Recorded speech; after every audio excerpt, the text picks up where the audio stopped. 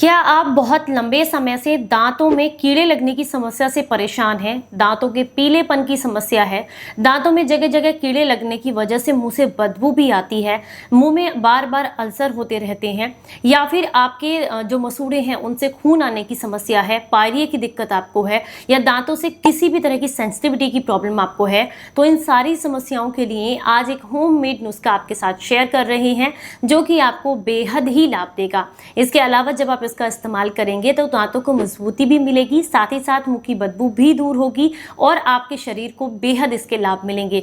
कैसे बनाना है ये नुस्खा, चलिए जान लेते हैं। उम्मीद करती हूँ आज की ये वीडियो आपको बेहद पसंद आएगी। अच्छी लगे तो लाइक करें और इसे सभी के साथ में शेयर करें। नमस्कार, आप सभी का बहुत बहुत स्वागत है। मैं आपकी होस्ट एंड दोस्त मधु, एक सर्टिफाइड डाइटिशियन और एक नेचुरोपैथ। आज आपके साथ एक ऐसा नुस्खा शेयर कर रही हूँ जो कि आपके दांतों को मजबूती देने का काम करेगा। मार्केट में मिलने वाले महंगे महंगे जितने भी टूथपेस्ट हैं, अगर आप उनका इस्तेमाल करते हैं तो आपको बता दें कि इनमें काफ़ी सारे ऐसे केमिकल्स इस्तेमाल होते हैं जो कि जीभ के थ्रू जो हमारे पेट में जाते हैं तो उसके बहुत सारे साइड इफेक्ट्स हमें देखने के लिए मिलते हैं। इसके अलावा उनमें काफ़ी अधिक मात्रा में ब्लीच का इस्तेमाल होता है जो कि धीरे धीरे करके दांतों के इनेमल लेयर को ख़राब करता है, जिससे हमारे दांत कमज़ोर होते हैं और हम जब भी कुछ ठंडा या गर्म खाते हैं तो हमारे दांतों में लगने लगता है। इसी वजह से हमारे दांतों में सेंसिटिविटी बढ़ जाती है। तो इसीलिए कोशिश करें कि बाहर में से जितने भी मार्केट से मिलने वाले टूथपेस्ट हैं उनका इस्तेमाल आप ना करें और कम से कम ब्रश का इस्तेमाल करें। अपनी उंगली, नीम की दातून या फिर बबूल की दातून का इस्तेमाल करें। लेकिन ये सब ना करते हुए बहुत सारे लोग मुझे ये कमेंट करते हैं कि आप ऐसा कोई नुस्खा बताइए जिसे हम यूं ही बना कर रख लें, रोज़ रोज़ बनाने की झंझट ना हो और हम इसे आसानी से इस्तेमाल कर सकें। तो बस आज का ये नुस्खा आपको यही काम देगा। अगर आप इसका इस्तेमाल करेंगे तो ये आपके दांतों से जुड़ी हुई सारी समस्याओं में आपको काफ़ी लाभ देगा। तो चलिए जान लेते हैं कि इस नुस्खे को आपने किस तरीके से बनाकर तैयार करना है। इस नुस्खे को बनाने के लिए सबसे पहले आपको ज़रूरत होगी 2 मुट्ठी भर के ताज़े जो आपके नीम के पत्ते होते हैं इसकी। अगर ताज़े पत्ते नहीं हैं तो कोई बात नहीं, आप सूखे पत्तों का इस्तेमाल भी कर सकते हैं। ताज़े पत्तों का इस्तेमाल अगर आप करेंगे तो ये जो पेस्ट मैं आपको बता रही हूँ ये सिर्फ 1 हफ्ते तक आप स्टोर करके रख सकते हैं। और अगर सूखे पत्तों का इस्तेमाल करते हैं यानी कि सूखी ओस्तियाँ लेते हैं तो आप इसे 15 से 20 दिन तक भी स्टोर करके रख सकते हैं। आपको रोज़ाना बनाने की ज़रूरत नहीं होगी। तो सबसे पहले आपने जो है 2 मुट्ठी नीम के पत्ते लेने हैं। इसके बाद आप यहाँ पर लेंगे लगभग 10 लौंग।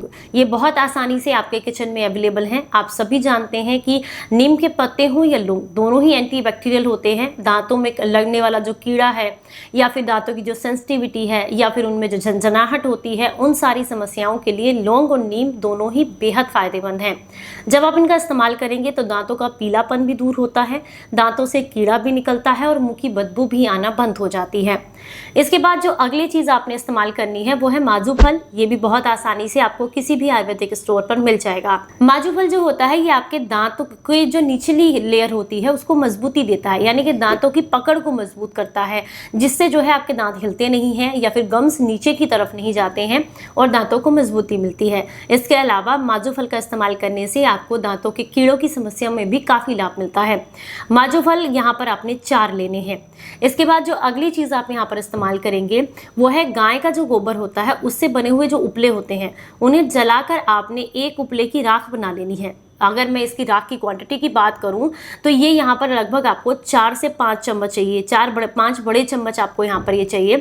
और अगर वैसे बात करूं तो लगभग 20 या 25 ग्राम के आसपास आपको यहाँ पर गोबर की, गाय के गोबर की बनी हुई जो उपले होते हैं उसकी राख यहाँ पर आपको इस्तेमाल करनी है। ये जो राख होती है ये आप मान लीजिए पुराने समय में सिर्फ इसी राख से ही अपने दांतों को साफ किया जाता है। इसमें थोड़ी सी नमक मिला करके और बस ऐसे ही दांतों को साफ किया जाता था। इससे काफ़ी ज़्यादा दांत मजबूत रहते थे, दांतों में सेंसिटिविटी की प्रॉब्लम नहीं आती थी।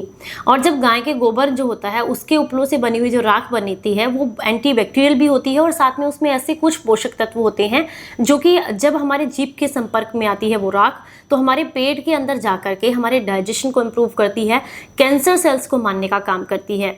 आपको बता दें जो हमारी जीभ होती है ये हमारे शरीर की अलग अलग कोशिकाओं के साथ मिली हुई होती है। शरीर के हर हिस्से तक ये पहुंचती है, हर टेस्ट को ये जानती है, उसके टेस्ट को हमारे शरीर के हर हिस्से तक पहुंचाने का काम करती है। उसी तरीके से जब पेस्ट इस पर लगता है तो उसके साइड इफेक्ट शरीर तक पहुंचते हैं, और वहीं पर अगर आयुर्वेदिक कोई टूथपेस्ट वगैरह या इस तरह का मंजन आप यूज़ करते हैं तो उसके बेनिफिट्स भी आपके शरीर तक पहुँचते हैं। तो इसलिए राख का इस्तेमाल करना बेहद ज़रूरी है। अगर आपको अवेलेबल नहीं हो पाती है तो आप स्किप कर सकते हैं। अगली जो चीज़ आपने इस्तेमाल करनी है वो है भुनी हुई फिटकरी लेनी है। आपको चाहिए लगभग 5 ग्राम की मात्रा में भुनी हुई फिटकरी, और इसे बस सिंपली लोहे के तवे पर डाल करके भून लीजिएगा। उसके बाद रगड़ कर इसका पाउडर बना लें। अब अगली जो चीज़ आप यहाँ पर इस्तेमाल करेंगे वो है, जो कि बहुत आसानी से आपके किचन में रहती है, तेज पत्ता।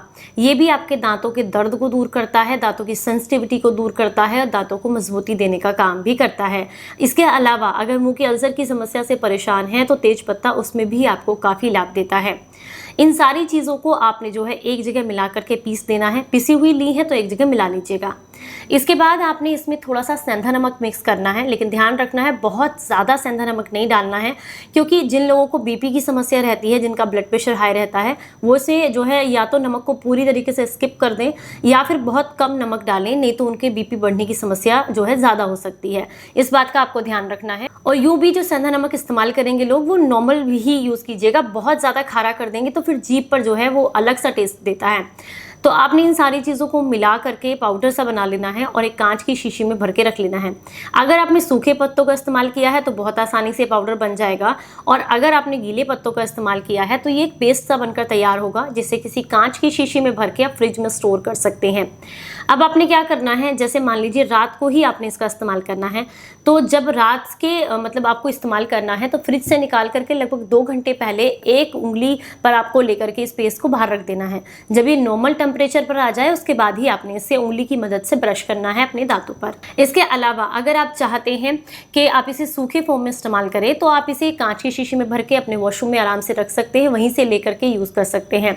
आपने 2 चुटकी या फिर आधा चम्मच अपने हाथ पर लेना है, या तो थोड़ा सरसों का तेल मिला करके इसका पेस्ट सा बना लें, या ताज़ा पानी डाल करके भी आप इसका पेस्ट सा बना लें। उसके बाद उंगली की मदद से मसूड़ों के ऊपर दांतों के अंदर अच्छे से आपने मसाज करनी है।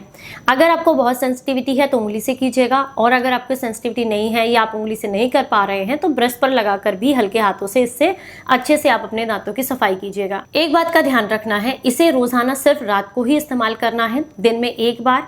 और जब रात को आप करेंगे तो सुबह में आपको ब्रश करने की उतनी ज़रूरत नहीं होती है, और जब भी आप करेंगे रात को पूरा खाना आप खा चुके हों, उसके बाद आप कुछ भी नहीं खाएंगे, सिर्फ कुल्ला करके सीधा आप सो जाएंगे। इससे एक बेनिफिट आपको ये मिलेगा, जितनी भी औषधियाँ से बना हुआ दंत मंजन आपने यूज़ किया है उसके बेनिफिट्स आपकी जीभ को मिलेंगे, जो कि आपके शरीर की हर कोशिका तक पहुंचाएगी। और जो अलग अलग कोशिकाएं जो हमारी लार ग्रंथियां हैं, जो लार बनाने का काम करती हैं, वो हमारे मुंह में जो अगले दिन लार बनाएंगी वो बहुत बेनिफिशियल होगी।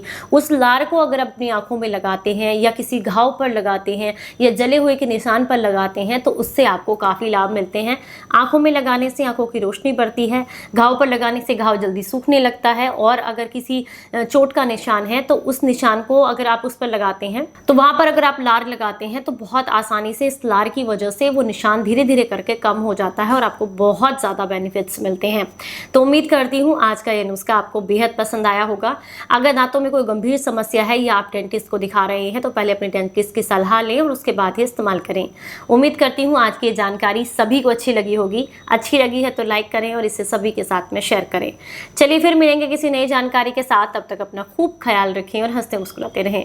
Stay healthy, stay happy, bye bye, नमस्कार।